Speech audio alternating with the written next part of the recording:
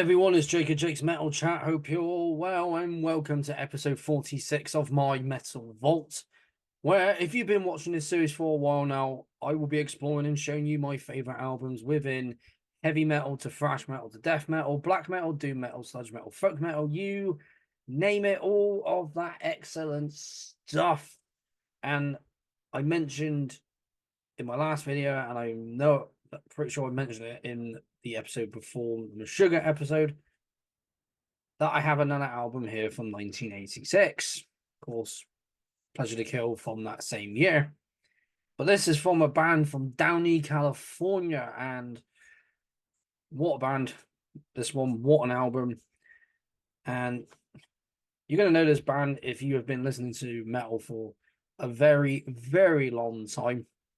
But for anyone looking for a new band to listen to, here's one for you. This is Dark Angel, and they've been going since, well, for 43 years now. And I saw them back in 2015 at Bloodstock, and I'm glad they caught on that year because just crazy stuff. Seeing them live was just, I was like, because looking up all the thrash metal bands from that area of California, the Bay Area, and in the Bay Area, like surrounding areas, and of course these guys right here. So once again, this is Dark Angel, and this is their 1986 album. An excellent piece of thrash metal right here. Darkness Descends, and holy shit, what an album. If you haven't heard it yet, then go and listen to this album, and you'll find out why it's so good.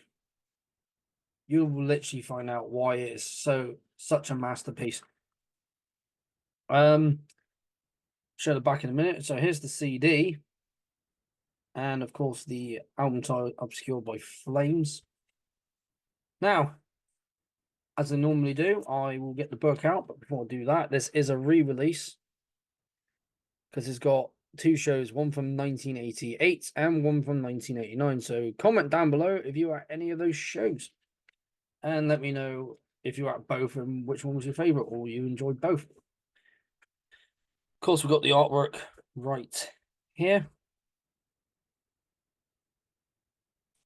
and of course we will show up some of the members. Now, Jim here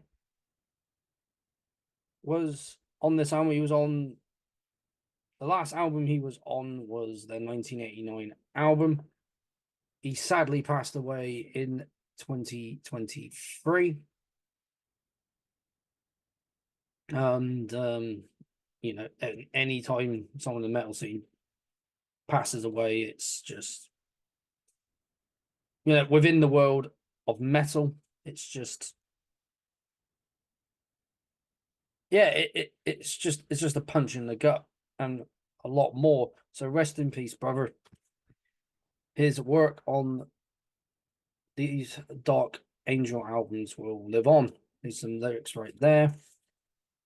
Eric is, I believe, still in the band to this day, which I will look up. Yeah, he's still in the band now. He rejoined back in 2013. He was in the band from 1984. Don is no longer in the band. I cannot remember when he left. Let's see, 1987. And show the lyrics here. Of course, we got well, this is Mike. He didn't play bass on this album. That was a song called Rob, but he left in 1986. He was on the debut album, but left pretty much after this one. And then that's when Mike came in. And I believe he's no longer in the band, which I will look up in a minute. And of course, we cannot forget and he's one of my favorite drummers. And I got to meet him back in 2020 when he was still in Testament. Really nice, humble guy, Gene Hoglan. Just a powerhouse of a drummer. And we all know Gene. And I don't usually get into all the bands that these guys used to be in, but he's in a lot. He's in Death Clock now. Like he's been in the band. Well, he's in the band from 2007 to 2016 and rejoined in 2019. Of course, rejoined in 2013 with Dark Angel. But let's check out the bands he used to be in. Death, Strappy Young Lad, Devon Townsend, Fear Factory, Forbidden. Of course, mentioned Testament. He was in Viking, War God. List just goes on. For live, Anthrax, Opeth, because he's obviously in the Grand Conjuration music video. Because I'm trying to remember the drummer's name from Opeth, but he can.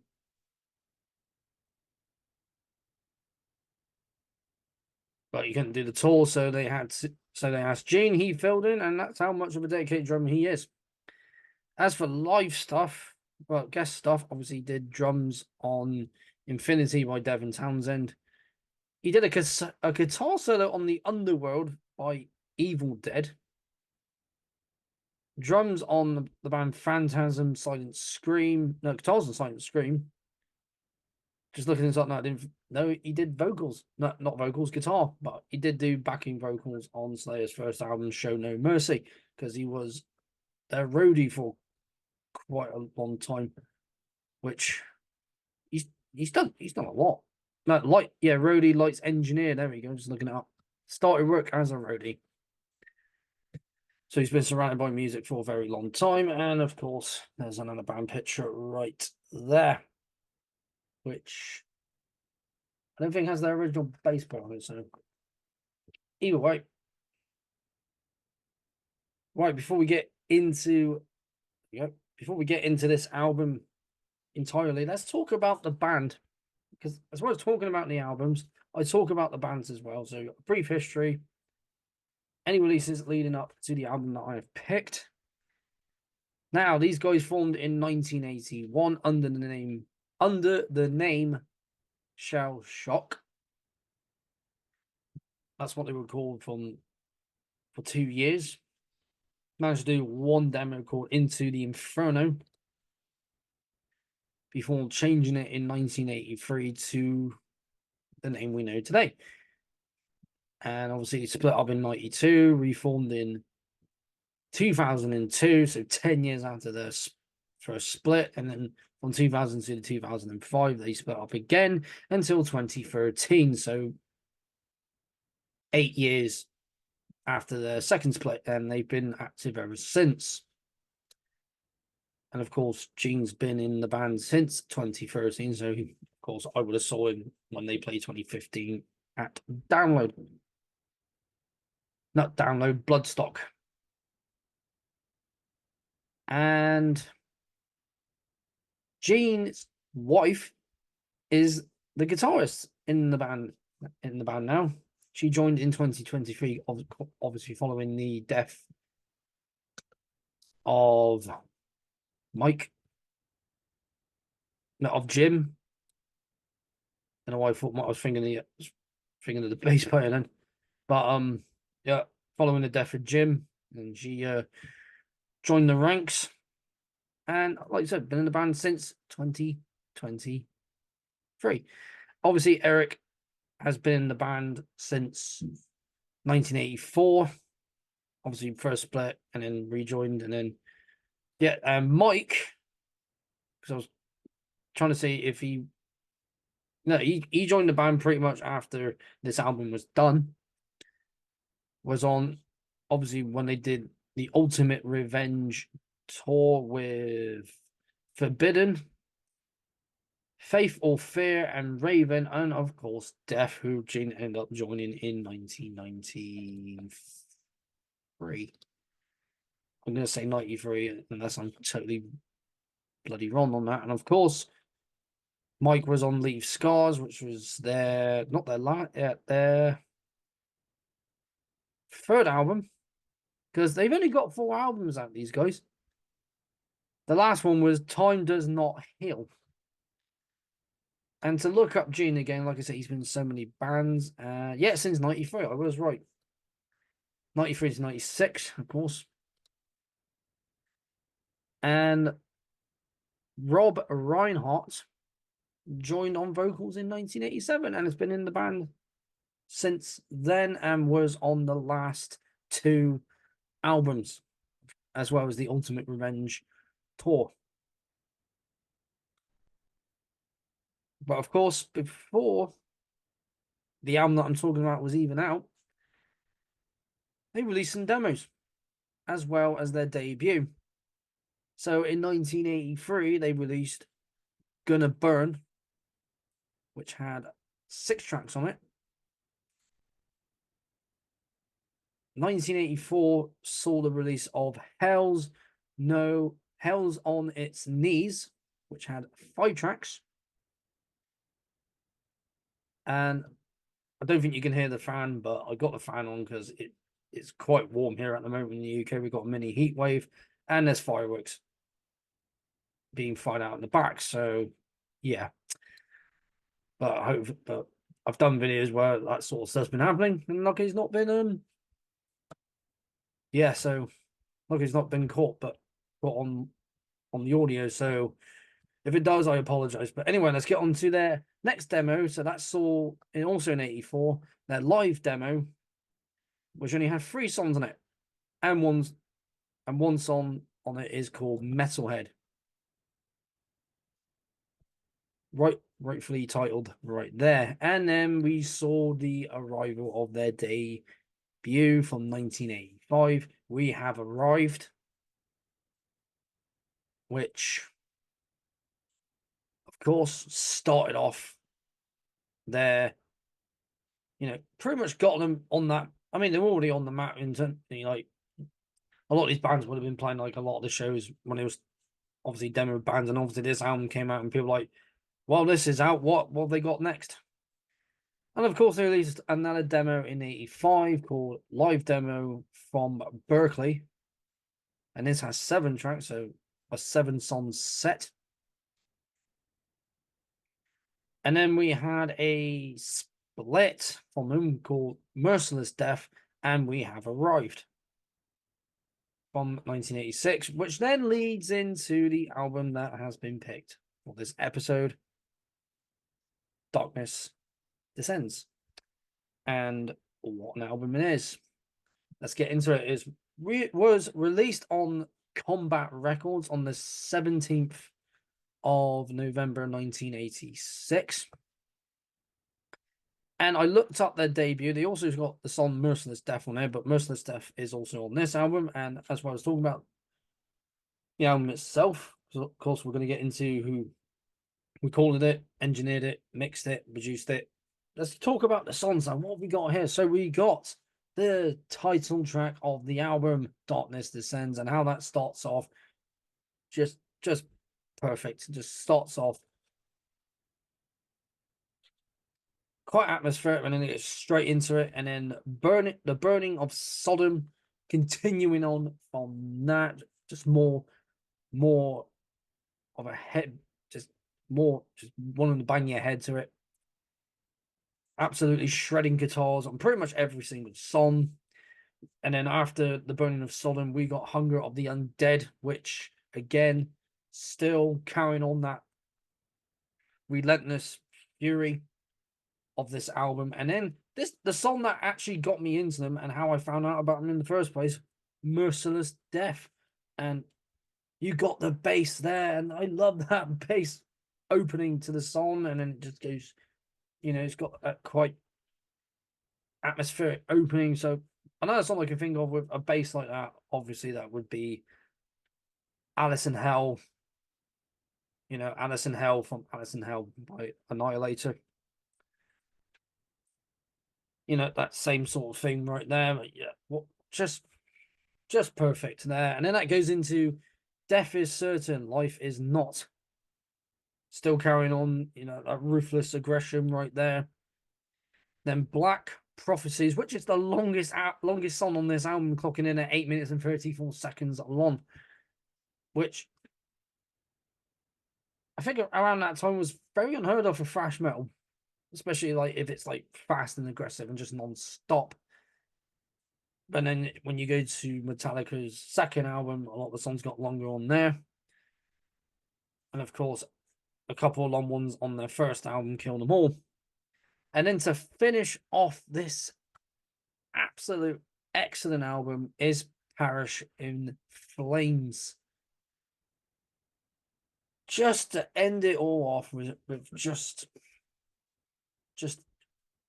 an absolute closer, an absolute sheer aggressive closer to this album. And all the guitar work, the bass, the vocals, Gene's drumming, of course, just perfection right there. To me, is absolute perfection, and he will go down, always be one of my favorite drummers, and will go down. Well, I mean, there's going to be people who might like who have a different drummer as their favorite, but a lot of people like Gene Hoglan, absolute beast on the drums, and that he is. Now for producer and engineering, Randy Burns has come back up again, who has tons and tons and tons of different bands. Obviously, this was the only one he worked on for these guys. Scream Bloody Gore by Death, who also was released on the same label as these guys, Combat Records. Creator, Extreme Aggression and Coma of Souls. Megadeth, Peace Sells, but Who's Buying also came out the same year as this. As well as singles and various other things for Megadeth. Mortal Sin, of course, that is the Australian thrash metal band, no longer going. And of course, he did their 1989 album Face of Despair, which was also an EP from the same year. Nuclear Assault, Possessed, Suicidal Tendencies, Uncle Slam. There's a band I need to get their stuff for this series. Because, like I said, as well as talking about the album, I'm going to be talking about. Obviously, I talk about the bands, but also talk about the people that helped to bring it to life, as well as the musicians bringing it to life, but those recording it, engineering it, producing it. Casey was the next one on this list who did engineering, as well as for stuff for Holy Terror, Megadeth, Peace Sells, but Who's Buying, so along with Randy Burns. Motorhead's 1916 from 1991 and March or Die from 1992, and obviously worked on the same ones for Nuclear Assault. So Game Over, Survive, Handle with Care, Game Over the Plague, and Eternal Nightmare by Violence, and of course Mournful Cries by Saint Vitus. So many people worked on this album. The logo was done by Ed Repucker. I'm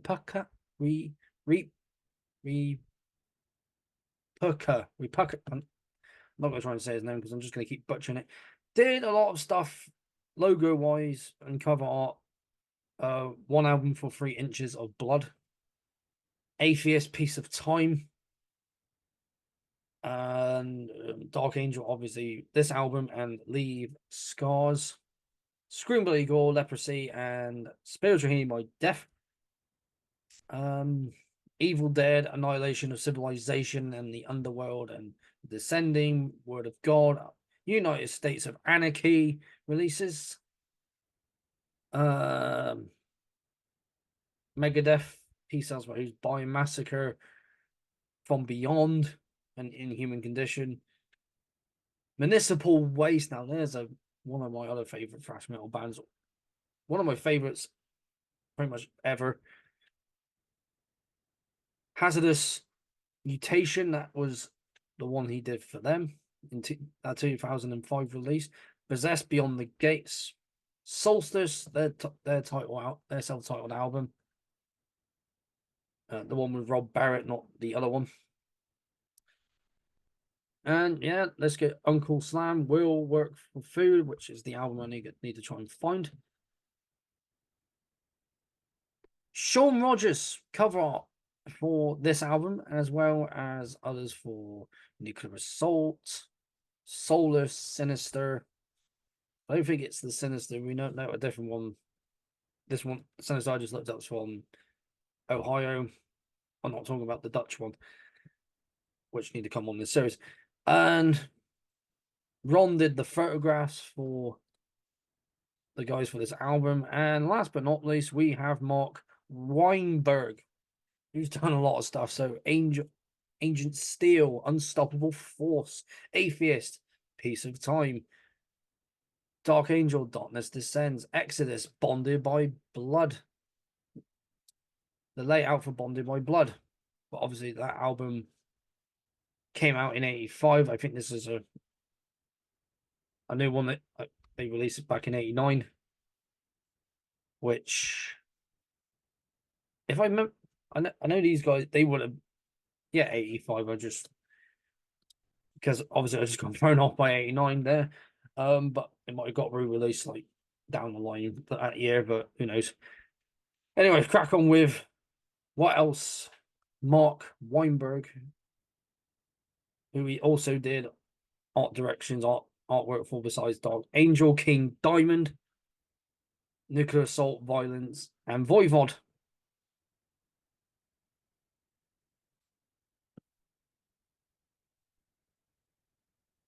And yeah, I just covered everyone.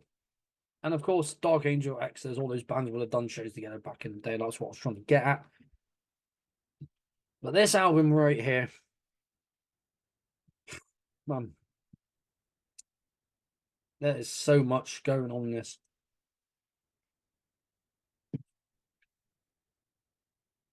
And there's a reason why this became one of my favorites. Because of all of, just because how unrelenting and fierce it is. It's excellent. It's a thrash metal. I don't think it's talked about very much. Because obviously there was a lot of other albums that came out in 1986. And I should do this as well. Literally get out albums that came out in 1986, which I am going to do now because there's so many here. So including this one, of course, Pleasure to Kill by Creator, Somewhere in Time by Iron Maiden, The Dark by Metal Church, Fatal Prophets by King Diamond, Rain in Blood by Slayer, Master of Puppets by Metallica. This album, of course, Epicus Demicus Metallicus by Candlemass, Orgasmatron by Motorhead, Eternal Devastation by Destruction, Doomsday of the Devastator, of this Doomsday for the Deceiver by Flotsam and Jetsam. Don't know why I read that as something else. What else? Game Over by Nuclear Assault, which I've mentioned. Beyond the Gates by Possession, I also mentioned. The Ultimate Sin by Ozzy Osbourne came out that year. Morbid Visions by Sepultura. The Age of Kirill. I think I just said they're on by Cro-Mags. Oh yeah, Possessed by Fire by Exhumer. Alice Cooper released an album that year. And of course we got The Final Countdown by Europe. And just to name one more here, actually let's name another one here, Slippery When Wet by Bon Jovi. And another underground classic which needs to be on here and doesn't get taught. I don't think it's talked about much as this as well. Bloody Vengeance by Volcano. So there you go, a bunch of albums that came out the same year as this, and of course mentioned Peace Sells But Who's Buying by Megadeth. But this album, I mean, as much as I love Peace Cells and Rain in Blood, I think this is better than those two. You might think differently, but for me, this is fierce, man. This is absolutely relentless, and one that needs to be discussed more in on metal YouTubers channels, like, because there's not enough of this being spoken about, and that's a shame, because albums like this need a lot. Like this album here is some quality, excellent, in your face thrash metal, and for a good reason. For all the things I said, it's an excellent album. And if you don't have it yet, or you haven't heard it yet, pause this video, go listen to it, and come back to this video. And you might agree on some points about the album, you might not, from what I'm saying in the video, but everyone's got their own opinions at the end of the day. But this album here, just fantastic. And if you haven't seen these guys live, yeah, I have only seen them once. But for anyone watching this, you might have seen them more times than I have. But I would love to see these guys do this album in its entirety, because that would be amazing to see at some point. Be cool if it happens this year, but then I don't think it's going to happen this year. They've probably got something planned in the works, like a tour or something. I don't know. Haven't heard much from these guys in a while. But if this is anything to go by, then whatever they bring out next is also going to be excellent. But this right here, excellent thrash. Not just from the year of 1986, but just absolute,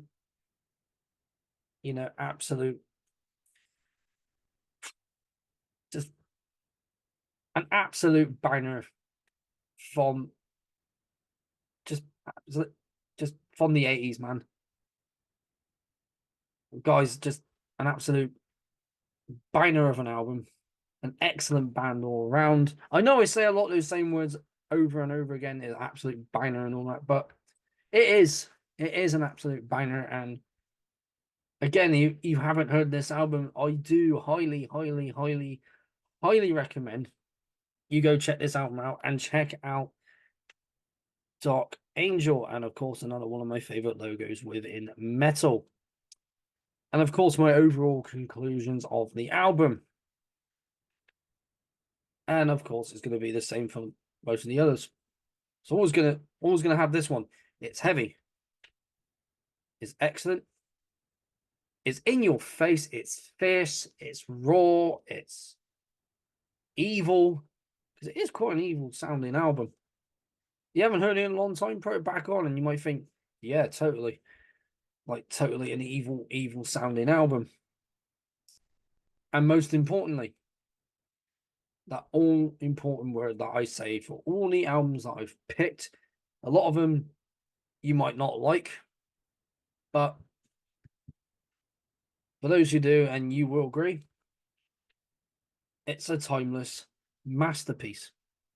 And it will continue to be one for, well, because, like I said, this came out in 86.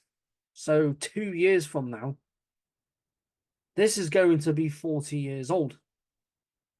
But at this moment in time, this year, once it reaches that date of the 17th of November of this year, it's going to be 38 years old. So nearly 38 years of thrash right here.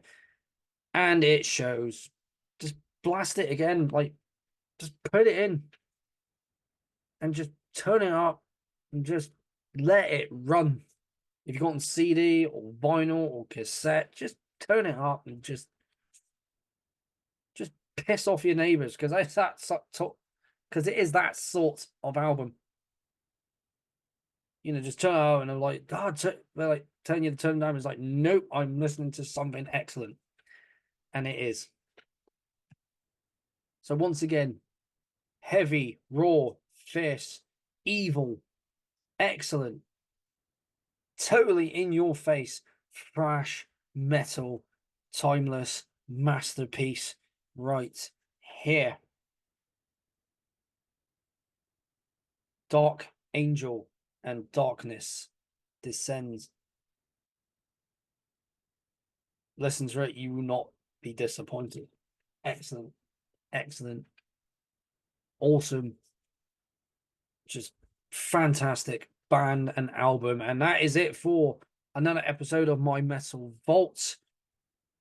And already ticked it off because this was the last one on this particular page. I got a lot more albums to show you in future episodes, so I'll have to write those up, but I will do my next episode of my favorite death metal albums. I only got 3 written down so far, but I will add at least 2 or 3 more to that list, maybe 2 more, and then I'll have enough to show you in that episode. And of course, my favorite metal underground releases, because I still got to cover more bands from other countries, and of course some that I didn't cover when I did my Swedish episode. So, and more chats. There's going to be more chats. And, of course, I had, for this, getting back to this series, I did have Chris of Crushing Sounds collab with me on the first 3 Metallica albums, which is the Cliff. It is the Cliff era. And if there's an album that you think that I should be covering and you want to collab on it, just I'll put my Instagram, Facebook, whatever, whichever you use the most, down there, so you can contact me through that, and we'll just discuss an album. I mean, I want to try and discuss more like really in your face, like death metal, black and death metal, or raw metal, whichever you like to call it, black and death, war metal, or bestial black metal, whichever, because I need to cover that on here as well. So if you love that stuff and there's an album you think I should be listening to, tell me what it is, and if I got it, it's going in the series. If not, I will hunt it down until it's here. So before I start blabbering on again, thank you very much for tuning in. To all you who have been watching this for a while, and of course there's always going to be new people, welcome to my channel, welcome to this series. Be sure to check out the other series that I have here. Be sure to like this video, share it around, and comment down below if you have anything that you want to say about this album, if you know it, or about the 2 shows that are on this particular release. Which one did you go to, and what do you remember from that night? Or you just want to say that what you love about the album. And most importantly, don't forget to subscribe and to keep up to date with everything that I have going on this channel. More Metal Vault to get, more Metal Vault episodes.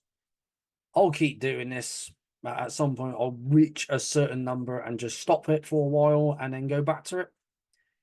And I don't usually do shout outs by the end of my videos, but I'm going to do them anyway, because there's so many metal YouTubers out there that need that support. Of course, Menly Loves Death Metal. She just shows pretty much all the new death metal albums that are coming out this year. Who else we got? Liam, the Death Doom Metalhead. Just, of course, he shows not just death and death doom, but also shows some black metal, doom, just doom on his own, death metal on his own, and pretty much anything, evolving around those specific genres, and a lot more. Like some heavy metal, maybe some thrash now and then. Mark G with a C, who has been just making a shit ton of videos. Of course, if you haven't watched any of his videos yet, be sure to go over to his channel. I'll just link all the ones I just gave a shout out to down below. Because he's got a series called Buzzsaw is the Law, so it's all to do with, Swedish death metal bands or bands that use the HM2 for their sound. So many more out there. And of course, he won't be here after August. That is Ken of Ken's Death Metal Crypt, who I will message to see if he wants to come back on here for one last chat before his channel is completely gone, because he won't be back next year. He obviously talks about a lot of death metals, and I find so many new bands from him, from Mark, from Liam, and a lot of them have the same bands that they show, but it might be a different album, or they'll have one band that they probably didn't know, but they probably didn't know that band, or vice versa, and vice versa. But so many more YouTubers out there to check out. But if you want stuff like, man, I mean, if you mainly just want death metal and thrash and black and doom and things like that, and also Nat Skug, who has a ton of videos on his channel. I've also had him on the chat. Be sure to check out his channel and his bands that he has. You probably know who I'm talking about anyway. As soon as you see him, you know who I'm on about. And there's so many more metal YouTubers that need your support, who are absolutely serious about this, about making videos and just, talking about what they love, which is metal. This is why I do it. And that's not going to stop anytime soon. So thank you once again for tuning in. I've been Jake and Jake's Metal Chat. Keep that banner of metal held high, and I will see you all again in another episode of my Metal Vault.